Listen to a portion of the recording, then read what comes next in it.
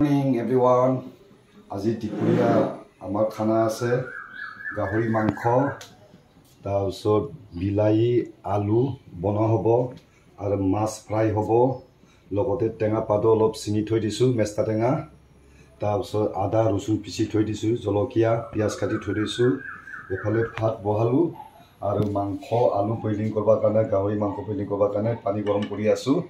আজি দুপৰীয়া বনাবৰ কাৰণে ৰেডি আৰু মাংসটো বইলিং কাৰণে গৰম পানী দি দিলোঁ বইলিং কৰিম এতিয়া আৰু লগতে আলুটো বইলিং কৰিম মাছটো ফ্ৰাই কৰি ল'ম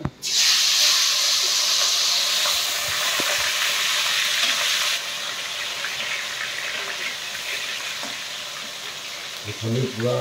মাংস গাহৰি মাংস আৰু আলু পুৰা বইলিং কৰি আছোঁ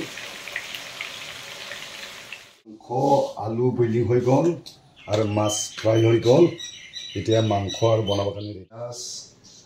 আদা ৰচুন জলকীয়া ভাজি কৰি ল'ম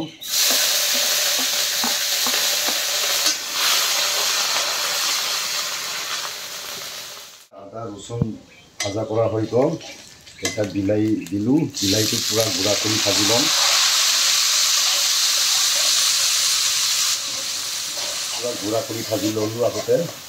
এটা মাংসটো দিওঁ আৰু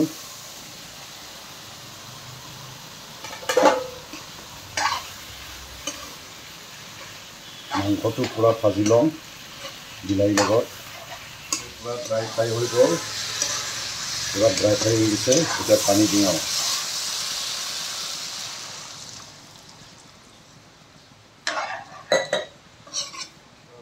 আছে